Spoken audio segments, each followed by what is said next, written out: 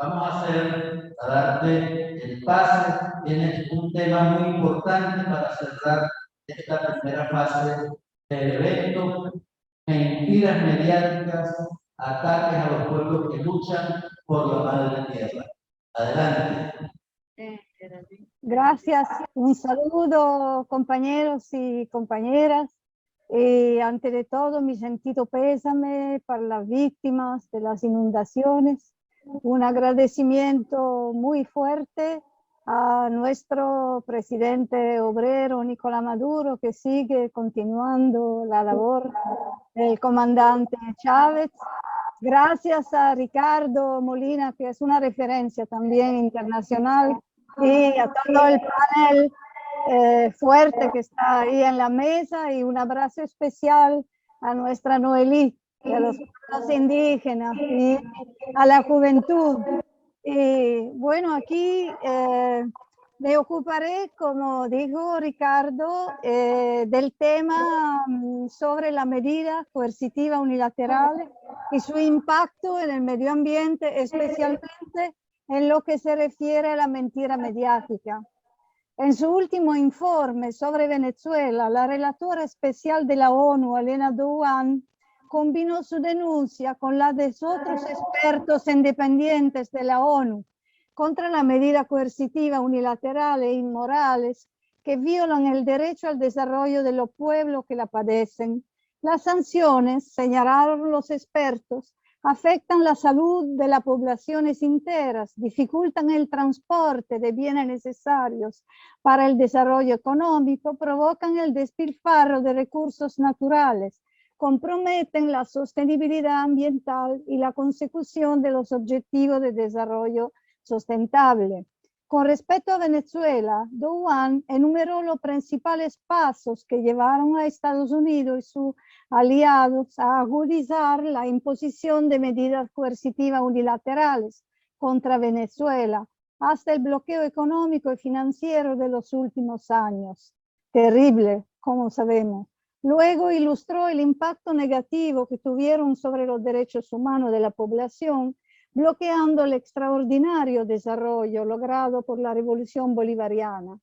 A continuación, la relatora señaló que la necesidad de garantizar las necesidades esenciales para la supervivencia ha llevado al gobierno bolivariano a frenar o suspender los programas previstos para los objetivos de desarrollo sostenible, incluidos los proyectos agrícolas y para la protección del medio ambiente.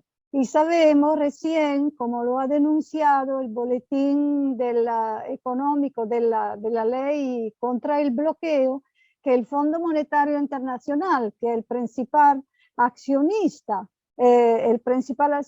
son los Estados Unidos, ha bloqueado los fondos que son por ley de esto mismo Fondo Monetario Internacional destinados a todos los países. Lo único que lo recibieron de América Latina han sido México y Brasil, ¿no? Porque evidentemente los Estados Unidos imponen sus sanciones. A raíz del bloqueo económico financiero, el informe también señala la imposibilidad de reparar o reemplazar maquinaria y adquirir herramientas tecnológicas en un país dependiente de Estados Unidos y países europeos, debido a la orientación económico-política de los gobiernos de la Cuarta República. Una situación que, por los altos costos y la necesidad de capacitación de personal técnico, no ha podido hacer frente a la escalada de un ataque sin cuartel, como el que lanzó el imperialismo más poderoso del planeta y sus vasallos. La mayoría de los productos, desde maquinaria y repuesto hasta alimento y medicina, escribe el informe, fueron principalmente importados desde Estados Unidos y Europa. Venezuela, continúa Douan, tiene la primera reserva de petróleo del mundo. En los últimos años, la venta de petróleo ha sido la principal fuente de ingresos y divisas, a través de la cual, desde el año 2000, el gobierno ha implementado un amplio plan de proyectos sociales financiado por el Estado, que también se preocuparon por la protección del medio ambiente. Toda persona tiene derecho, individual y colectivamente, a disfrutar de una vida y un ambiente seguro, sano, y ecológicamente equilibrado, afirma el artículo 127 de la Constitución bolivariana. Y el ecosocialismo es el quinto objetivo del Plan de la Patria 2019-2025, concebido por Hugo Chávez y reafirmado por el gobierno de Nicolás Maduro, que relanzó las 3 R, reducir, reutilizar, reciclar, como política de Estado, que se ha vuelto aún más necesaria frente al bloqueo económico. En un país que tiene 2.700 kilómetros de costa, 43 parques nacionales en 24 estados y una enorme variedad de animales raros únicos, proteger el medio ambiente significa preservar la vida y la economía de poblaciones enteras, especialmente los pueblos indígenas. La naturaleza es una de las formas más efectivas de combatir el cambio climático y su protección debe ser una parte esencial de todos los planes para reducir el calentamiento global, ya que es confiando en la naturaleza que las emisiones de gas de efecto invernadero pueden reducirse hasta de 1/3, como se tiene que hacer en todo el mundo para el 2030. Pero incluso la protección del medio ambiente en un sistema globalizado tiene un alto costo, gestionado y determinado por los intereses económicos y políticos de los estados que controlan los bolsillos de los estados del sur. Y la fase de transición ecológica anunciada por el presidente estadounidense Joe Biden se presenta como un gigantesco negocio a través del cual el capitalismo en crisis sistémica intenta establecer una nueva fase de acumulación a expensas de los más débiles y sin cambiar de rumbo. La burguesía sabe que, como enseña el marxismo, las clases populares pueden transformar la crisis del capitalismo en una guerra de clases y que hay una gran desesperación en el mundo.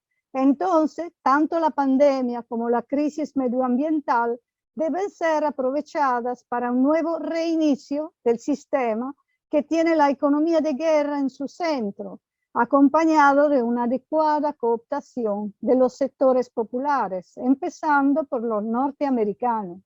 No es sorprendente que para Biden la lucha contra el cambio climático sea una cuestión de seguridad nacional.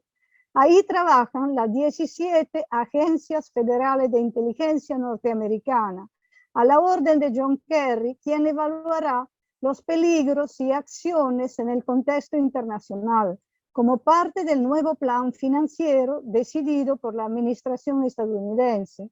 Todos los indicadores muestran que la lucha contra el cambio climático ya no se puede posponer porque la anarquía del capitalismo ya superó los niveles de alerta en términos de explotación de recursos y produjo un devastador desorden ecológico global.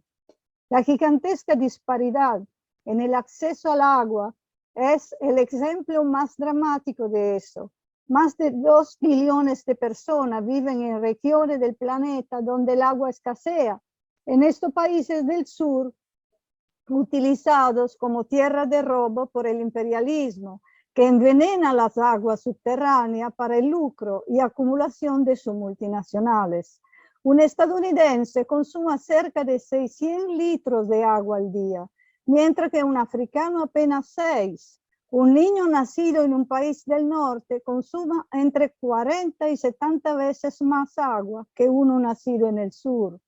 En América Latina, donde solo el 2% de los recursos hídricos están depurados, más de 130 millones de personas no tienen acceso al agua potable debido a la contaminación de ríos y lagos. En Europa, más del 20% de las aguas superficiales están amenazadas por la contaminación.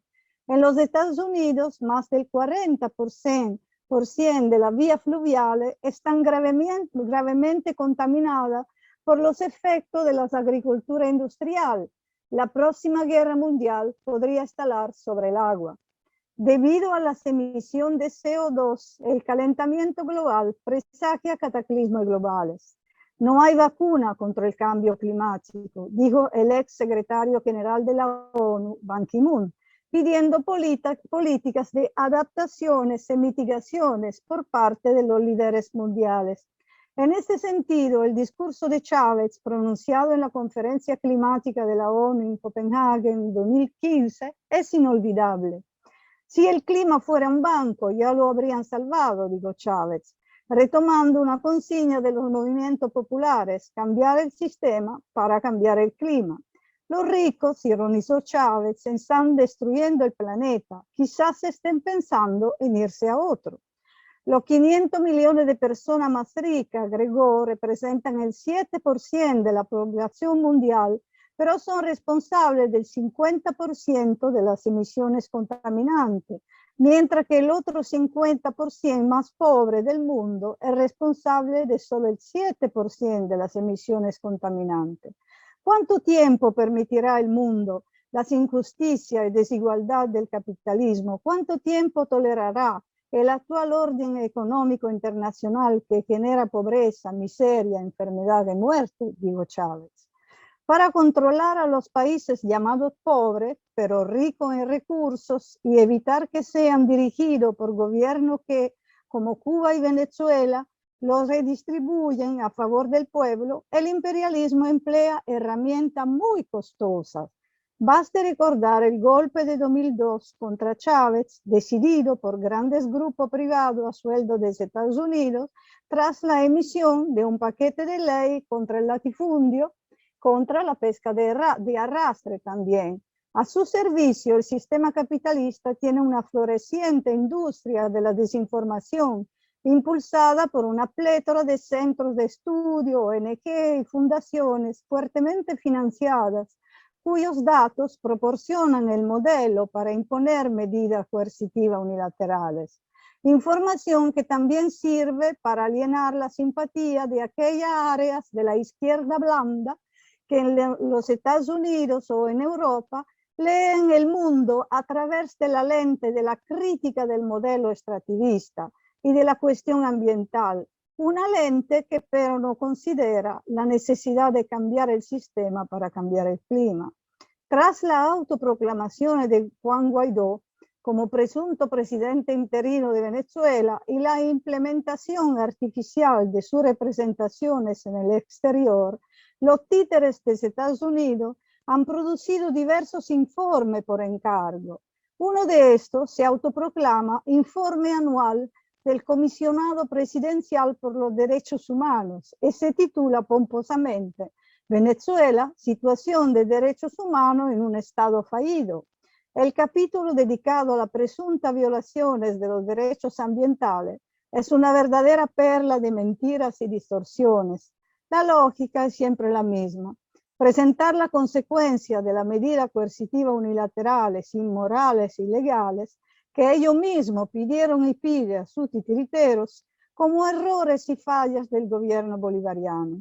Su fuente, presentadas como independientes, se refieren a las estructuras fuertemente financiadas por agencias norteamericanas y similares. Sus expertos dependen de organismos privados y universidades desplegados abiertamente contra el gobierno bolivariano y contra todos los proyectos a favor del pueblo, en lo que ven una limitación de sus privilegios. Sus pueblos indígenas son los que logran manipular y corromper, para luego presentarlos como defensores de la naturaleza en las grandes instituciones internacionales. El objetivo de la pandilla autoproclamada es evidentemente también aquí el interés material, desviar fondos destinados al pueblo venezolano y utilizarlos para fines personales o desestabilizadores, presentando proyectos alternativos e independientes, incluso en el medio ambiente. Y así, aquí hay un artículo al respecto que utiliza los mismos expertos que el informe autoproclamado sobre los derechos humanos. Recita triunfalmente: 2021 comienza con una celebración a la que Venezuela no está invitada. La década de las ciencias oceánicas para el desarrollo sostenible 2021-2023. ¿Cómo decir? Para defender a los peces y los océanos se han autoproclamado solamente los tiburones. Gracias, compañeras y compañeros. Un gran abrazo. Seguimos venciendo.